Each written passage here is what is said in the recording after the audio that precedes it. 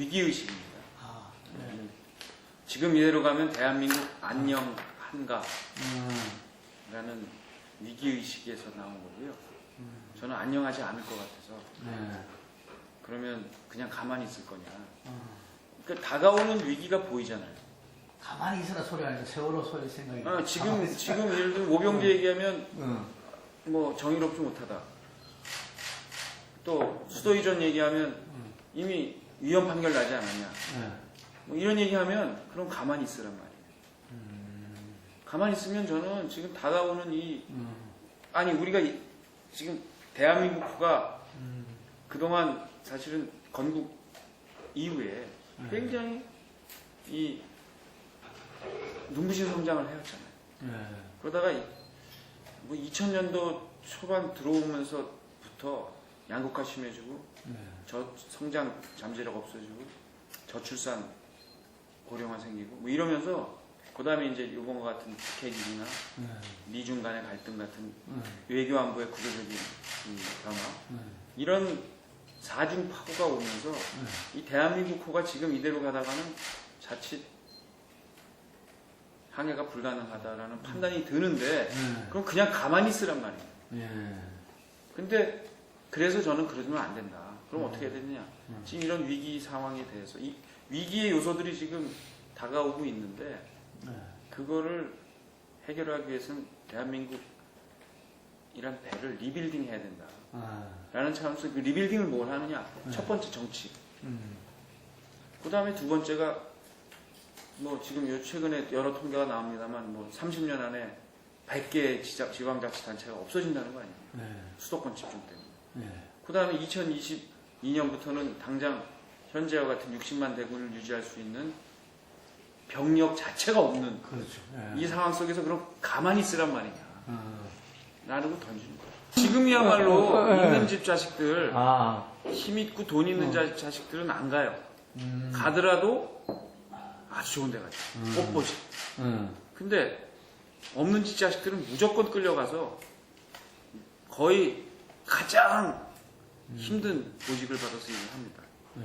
근데 모병제가 되면 물론 있는 집 자식들은 많이들 안 가겠죠. 그러나 없는 집 자식들이 안 갈 수 있는 자유가 생깁니다. 그리고 군대를 그게 이제 자유라니 그런 이야기구나. 자유죠. 안 가, 흑수저들도 안 가고 싶으면 안 가도 돼요. 근데 이제 이걸 어떻게 국가가 디자인을 잘 해서 노블리스 오블리제의 군대로 만들 거냐. 그리고 군대에 갔다 오면 출세의 사다리가 된다. 이미 우리 사회에 없어져 버린 사다리를 군을 통해서 만들어 주겠다. 신분 상승의 사다리를 군을 통해서 만들어 주겠다는 디자인을 잘하면 그러면 군을 너도 나도 가려고 하는 거죠. 그 뭐냐? 첫 번째는 노블리스 오블리제 차원에서 앞으로 선언을 할 수 있어요. 내가 대통령이 되면 나는 군대 갔다 온 인간들은 장착을 안 쓴다. 새누리당에서는 공천 없다. 앞으로 국회의원 하고 싶으면 물론 이제 장애인이나 여성들은 다른 문제이지만 신체 건강한 남성의 경우엔 군대 안 갔다 오면 뭐 장차관 국회의원 꿈도 꾸지 마라. 이런 사회를 만들어야죠. 또 하나는 군에 갔다 오면 우리가 100% 취업시킨다. 어떻게 취업시키느냐. 나는 고등학교 졸업하면 군대 들어가자마자 고등학교 졸업하자마자 군대 가서 나는 어렸을 때부터 정신과 건강, 정신과 육체의 건강을 극대화로 해서 나는 직업군의 길을 갈 거야. 군인 가고. 그 다음에 디자인을 해주면 돼요. 앞으로 지금 뭐 군대, 경찰, 뭐 소방공무원 다 따로 교육하거든요. 그 교육의 기본 패스를 군으로 하는 거죠. 군을 갔다 온 사람들만이 군인, 경찰, 소방공무원 이런 국가공무원을 할 수 있도록 디자인을 해주는 거예요. 그 다음에 나 군대 제대한 다음에 나 대학 갈 거야 하는 사람들은 저희가 200만 원씩 줄 거 아니에요. 월급을. 1년에 2,400입니다. 1년에 2,010만 저금하면 6천만 원에 자기 예금이 생기는 거죠. 미국 같은 경우는 그냥 지원해 주더라고. 지원도 해줘요. 대학 가는 거 등록금 깎아주고, 그 다음에 대학 들어가는 거 국립대, 뭐 지방 국립대 이런데 인센티브를 주고. 그래서 군에 가면 좋은 대학을 싸게 다닐 수 있다. 군에 가면 제대할 동안 군에 있을 동안 직업 교육을 시켜준다. 그래서 아예 직업 알선을 해주고, 그 다음에 공기업이나 공무원 뽑을 때 인센티브를 주는 거죠. 네. 군에 가서 스타트업 하기 위해서 모여가지고 아이들이 군 안에서 서로 뭐 이 자기 특수 병과, 전문 병과와 관련된 스타트업을 만들어서 난 하겠다. 이렇게 디자인을 해주면 군이 신분 상승에 사다리 역할을 하도록 만들어주고, 디자인을 하면 왜 그냥, 그러니까 지금 같은 세상을 그냥 놔두고 그거는 안 갈 거야. 10만 원, 20만 원 주는데 누가 가요? 안 가죠. 그렇죠. 근데 그게 아니라 이거는 노블리스 오블리제. 정말 국가를 위해서 고위공무원으로 국회의원으로 공직하고 싶은 사람 군대 다 가야 된다. 그리고 여기 들어가면 내 신분이 하나 뛰어오를 수 있는 기회가 된다. 이렇게 디자인을 해주고 가야지. 지금 있는 거 보고 지금이 정의롭지 않잖아요. 네. 그러니까 지금 그리고 추세는 또 늘어나는 추세. 네, 그러니까. 이 토론이 붙으면요. 아니 이런 거예요. 징병제 안 된다. 그러니까 모병제 안 된다는 분들이 두 가지를 나뉩니다. 근본적으로 모병제가 안 된다는 거고요. 시기상조라고 얘기하시면. 네. 시기상조로는 토론하다 보면 언제냐? 조만간. 그게 조만간이 2022년입니다. 왜냐면 2022년에 지금 같은 구조를 충원할 수가 없는데. 네. 그럼 뭔가 병력 자원 자체가 없는데. 네. 그럼 변화가 필요하잖아요. 그냥 그대로 있으란 말이라는 거죠. 2022년 금방 옵니다. 방법이 하나 있어요. 개월수 왕창 늘립니다. 가능해요, 근데. 그게. 불가능한 얘기잖아요. 그러니까 줄을 서기 수도 느린다는 것은 또 어렵죠. 그리고 징병률을 지금 뭐 현재 90% 가까이 돼 있는데, 네. 90% 가까이 되면서 문제 생기는 게 군내 폭력, 인권 문제, 병역 지금 문제거든요. 이 징병률이 보통 70% 남짓 돼야 군이 강하다는 거예요. 근데 지금은 거의 88% 이렇게 되거든요. 이거를 100%로 해야 돼요.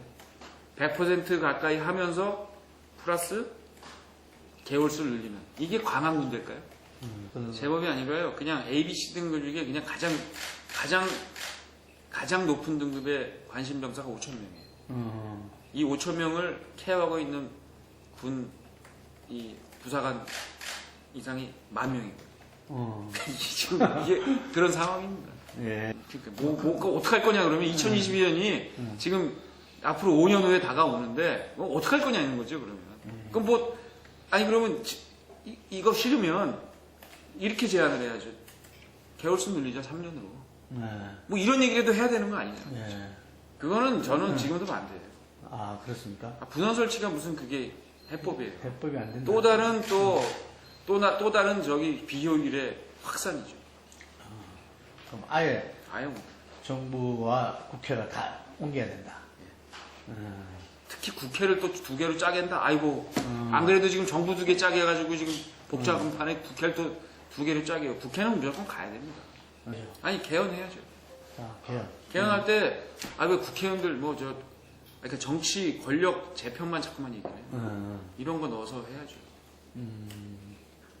개헌을 통해서 그걸 해야 된다. 아 왜냐하면 이것도 다가오고 있는 미래에 이대로 가면 경기도에 1,700만 그것도 2022년 무렵입니다. 비슷해요. 2022년이 굉장히 중요한. 지금은 1250 정도잖아요.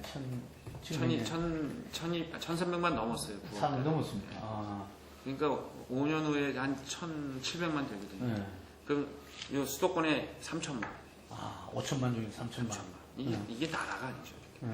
그러니까 지금 벌써 막 통계 나오는 게 이성대로 30년을 가면 지자체 100개가 없어진다. 지방단체.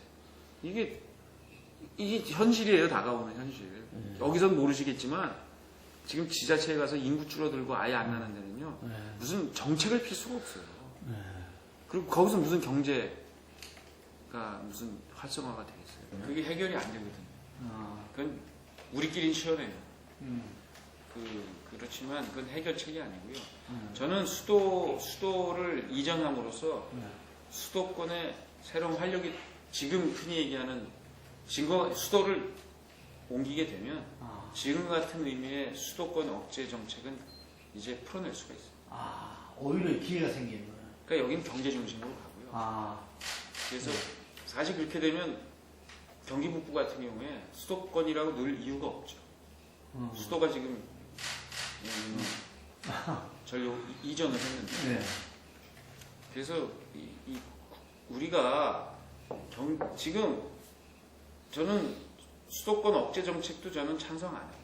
네. 그러니까 이 억제를 해석을 하겠다는 거는 네. 찬성 안 하지만 그러나 중요한 건 수도 국토균형 발전이라는 이 가치가 더 큽니다.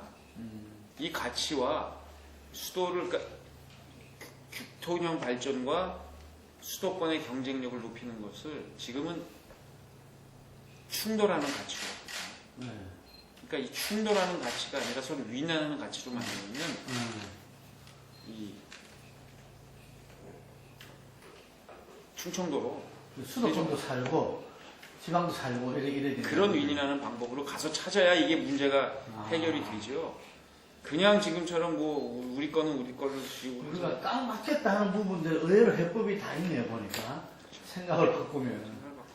아, 근데 이대로 그냥 있으면 2022년 남짓에 우리 대한민국이 정말 큰 위기에 빠집니다.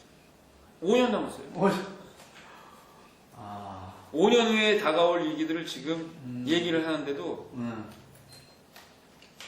뭐 시기상조다. 시기상조다 막 이러는 거 보면 그런 느낌 들어요. 제가 임진왜란 앞두고 네.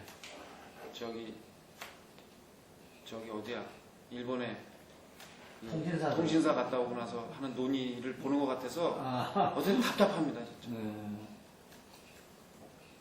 제가 요새 그래서 지금 그 남한산성 이번 연휴 때 다시 꺼내들고 앉아서 보고 있는데요. 그때 그 안에서 임금님 앞에서 했던 그 신하들의 논의를 보면 준비하지 않은 위기에 준비하지 않은 자들이 겪어야 될 운명이거든요.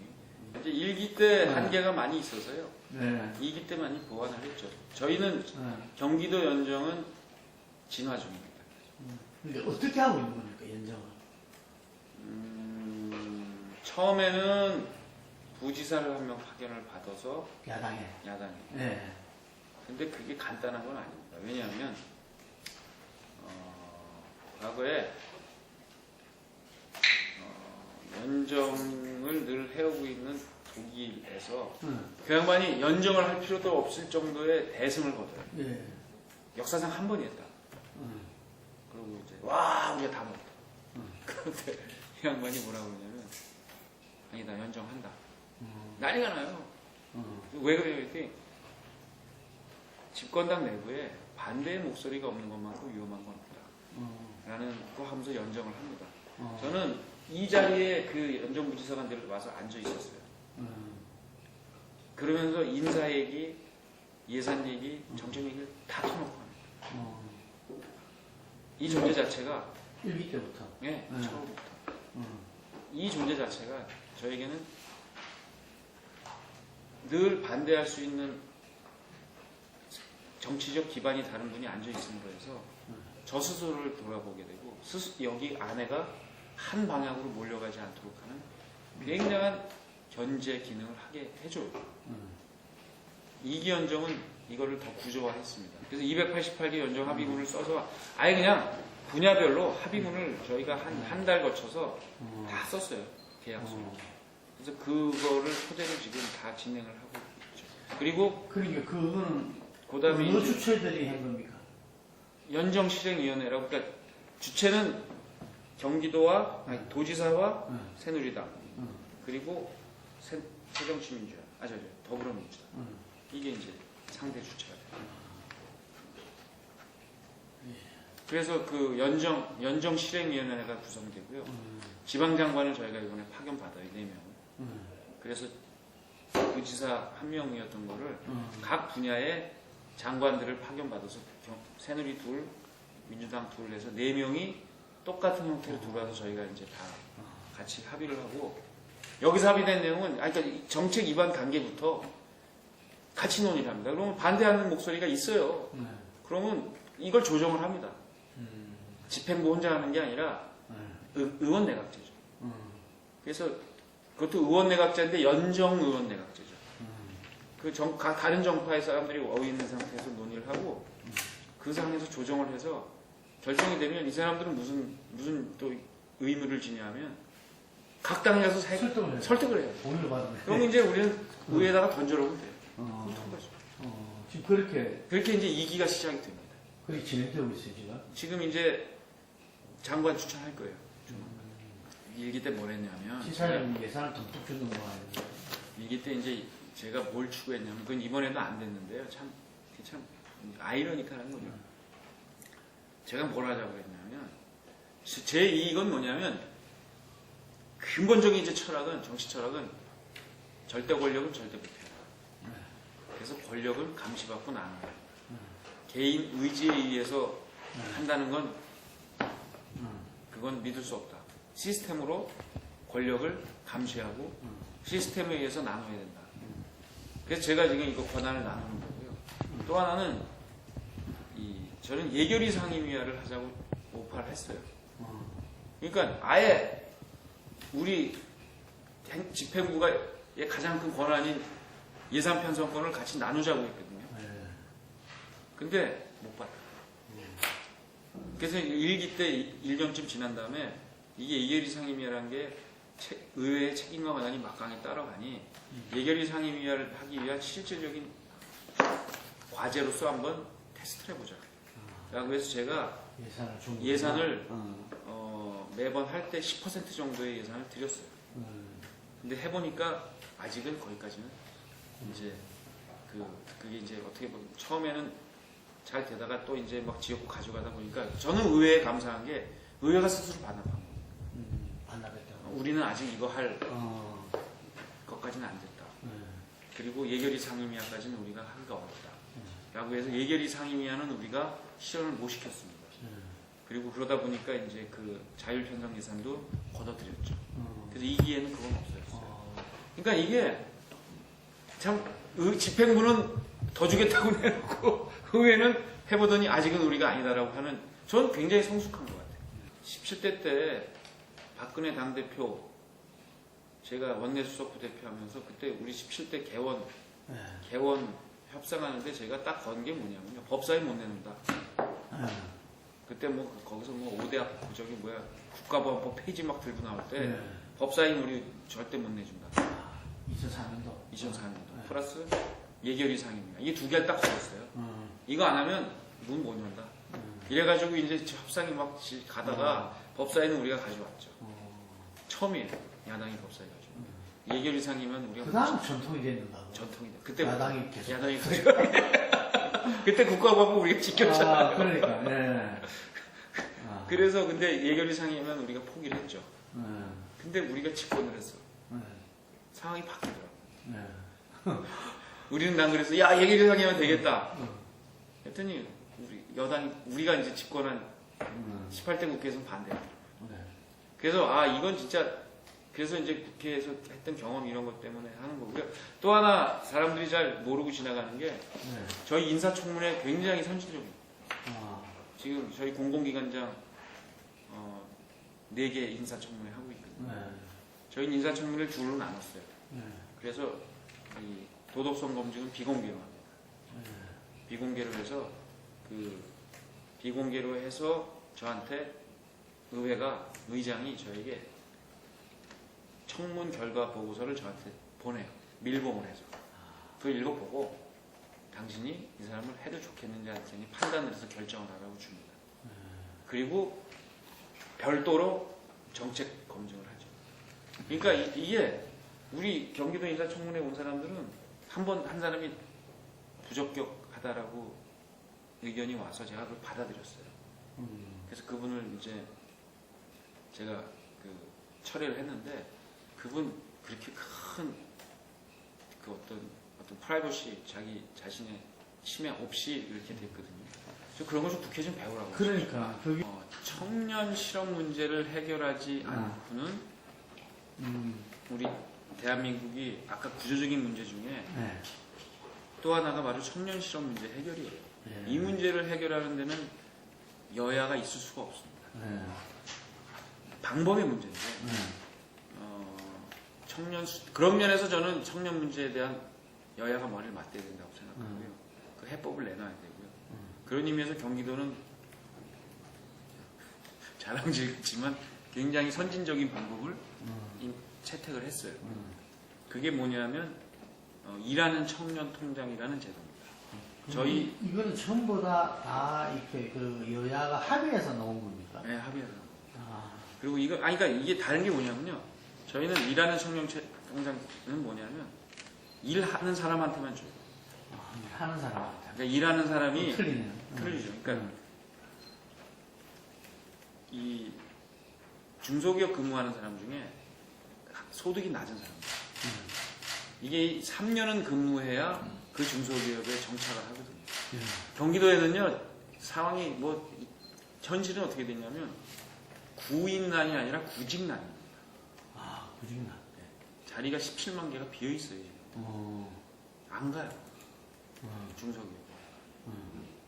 여러 가지 이유가 있는데 그 중에 1번은 이제 소득이죠. 그래서 그 소득 격차를 해소해 주려고 그런 직장에 일하는 친구들이 우리가 통장을 만들어 줍니다. 그럼 본인이 10만 원을 내요. 그러면 경기도가 10만 원을 대주고요.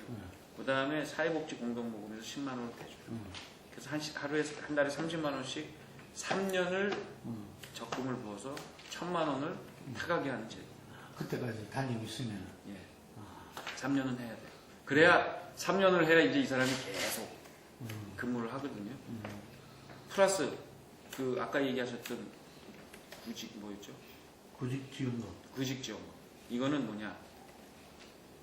서울 같은 경우에는 서울 특히 서울 성남은 캐시 주줍니다. 네. 그 다음에 먼저 줘요. 저희는 캐시 안 줍니다. 그리고 사후입니다. 그러니까 카드, 바우처를 주고 본인들이 실제 구직과 관련된 활동을 할 때 그때 예를 들면 내가 학원을 가서 배운다. 이건 실제로 자기가 내가 구직을 하기 위해서 뭔가 교육을 받는 행위가 일어나는 그 행위를 결정하고 나서 거기 가서 자기가 끊을 때 그을 수 있게 해줘. 그러니까 이거는 좀 실질적인. 그러니까 모랄 해저드가 없는 거죠. 이걸 가지고 뭐 예를 들면 흔히 얘기하시면 뭐 어디 가서 펑펑 쓰는 게 아니고 실제로 일자리를 찾기 위해서 필요한 행동을 결정해야만 행동에 옮길 때야만 쓸 수 있도록 합니다. 그것도 캐시가 아니에요. 그러니까 이거는 전혀 다른 제도죠. 좀 포퓰리즘이 아니라 정말 실질적인 제도인데 공유적 시장 경제는요 경제민주화의 완결편입니다. 왜냐하면 경제민주화는 그동안 대기업의 반칙을 막는 데 집중이 되었어요. 예, 그렇죠. 그것도 필요해요. 근데 그렇다고 중소기업이 커지는 건 아니에요. 일단 대기업의 반칙을 막아서 공정한 경쟁을 할 수 있도록 반칙을 막지만 중소기업이 대기업만큼의 이 경쟁력을 갖출 수 있도록 밑받침을 깔아주는 그 공유의 플랫폼을 깔아주는 게 공유적 시장 경제의 개념이에요. 근데 그거를 이게 설명하려면 오래 걸리는데요.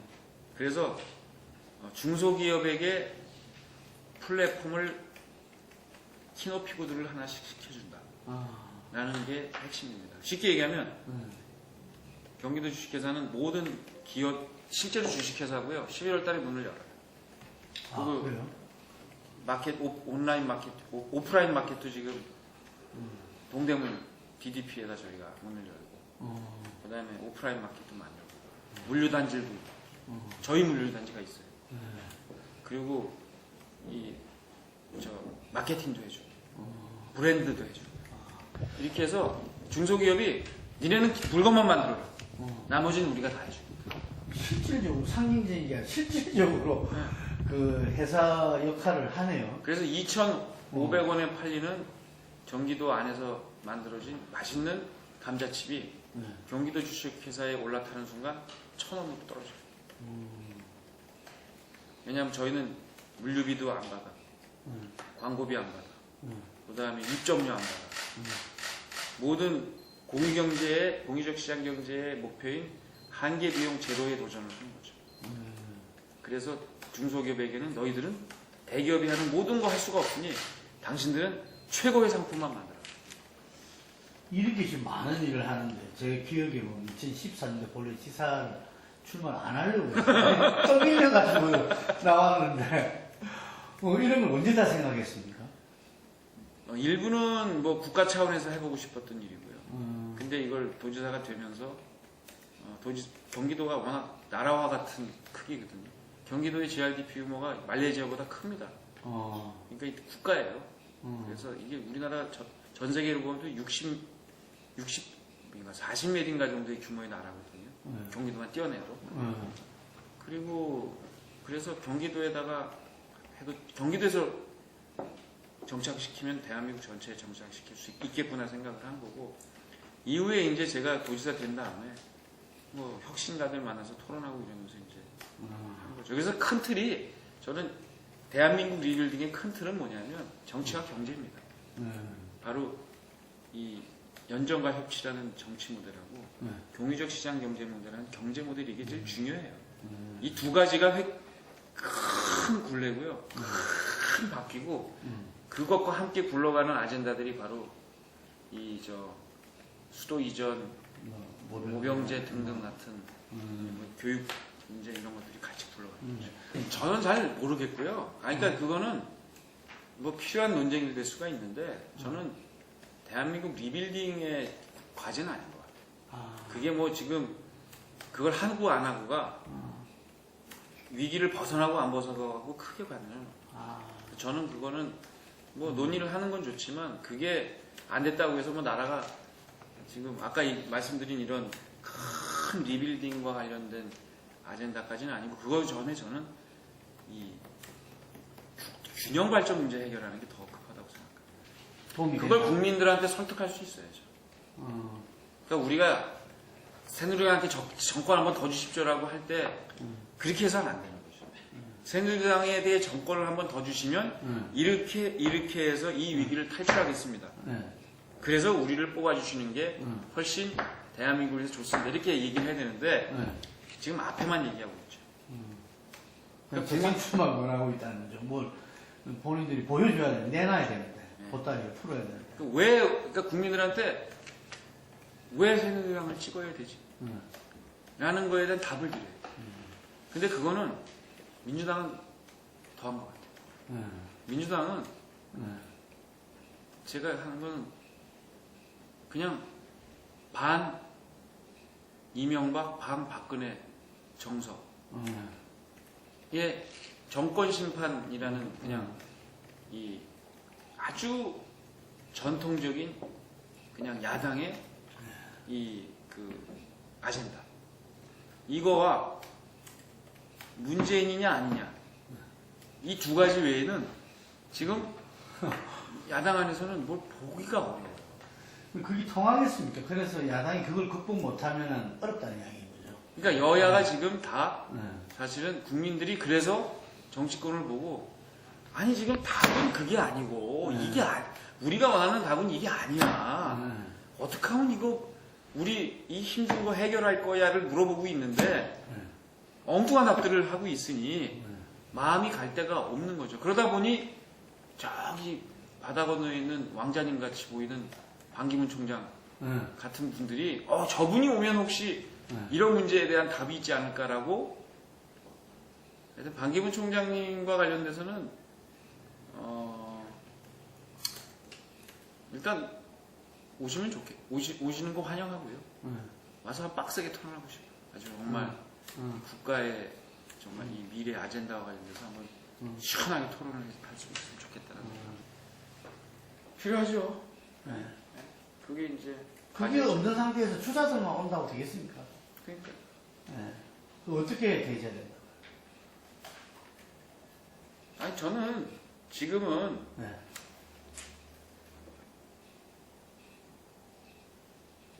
사실은 정말 국민들이 뭘 힘들어하는지를 정치권이 아직 잘 모르는 것 같아요. 그러니까 우리 당도 정말 국민들이 뭐를 힘들어하는지를 파악하고 답을 내놓는 이게 하나일 테고요. 또 하나는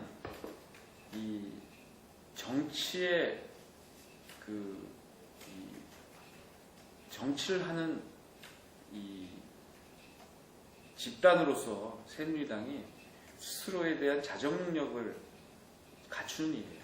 그러니까 늘 이 선거 때마다 권력자에 의해서 공천이 왜곡되고 그리고 그 왜곡된 공천에 의해서 이 구성된 국회가 또 갈등만 양산하고 뭐 이런 구조를 깰 수 있는 그러한 이 스스로의 자정 능력 이런 걸 갖출 수 있느냐 이게 문제라고 보거든요. 저는 국회의원들을 그러니까 여전히 저는 지금 이 시점에서 새누리당이 해야 될 일은 다행히 어제 보니까 기득권 내려놓기를 김세현 위원장 중심으로 해서 지금 잘 진행을 하고 있더라고요. 그러면 지금 뭐 개헌 얘기도 많이 나옵니다만 개헌하기 전에 국회의원 스스로의 충원 구조인 공천제도 그리고 선거구제 개편 지금처럼 늘 양당제에서 싸움박질하면서 합의도 못하면서 갈 거냐 또는 공천 때마다 그렇게 권력자한테 좌지우지 당하고 누구한테 속았네 뭐 배신의 정치다 뭐 이렇게 하는 이런 속에서 늘 국민들에게 혐오감을 안겨줄 거냐를 놓고 이번 국회의원들이 우리 당이 중심이 돼서 선거구제 개편 그리고 공천제도 예를 들면 오픈 프라이머리를 양당 합의를 해서 3당 합의해서 법제화한 오픈 프라이머리를 한다든지 이런 스스로의 충원과 관련된 인사와 관련된 것부터 정리를 해나가는 모습을 보여주면 그게 바로 권력자로부터의 실질적인 독립이고 스스로의 자존감을 높이는 방법이 아닌가 싶어요. 그런 논의가 지금 잘 안 보이지만 그런 논의를 해줬으면 좋겠어요. 아주 좋습니다. 좋아요. 네. 근데 이제 민낯 틀자 드러내야죠. 수십계는 참가자 모두가 평등합니다. 바닥부터 다 뛰어요. 그래서 바닥부터 처음부터 모든 선수들이 뛰어서 한 계단 한 계단 그 검증의 단계 그리고 자기 정책 구상의 단계를 한 계단 한 계단 한 계단 뛰어오르면서 수십 개 하는데 시즌 하나에 거의 한 10개월 걸리더라고요. 6개월 이상 걸립니다. 이거는 정말 바닥부터 모든 것을 다 열어놓고 하는 건데요. 그렇게 바닥부터 우리는 그렇게 시간이 아니 하여튼 뭐 10개월은 아니더라도 뭐 상당히 오랜 기간을 바닥부터 모두가 같은 스타트 라인에서 공정하게 출발해서 간다면 좋죠. 어느 정도 시간은 좀 보장돼야 되네. 그러니까 당연히 뭐 그걸 갖다 한 달 만에 두둑 하는 그거는 이거는 20개가 아니라 그거는 저기 오디션 저기지 뭐 그냥 그 미인대회라고 하나 미인대회죠. 잘못해서 그렇죠. 저희가 잘못해서? 아니 뭐 지금 정치권 자체가 다 마찬가지예요.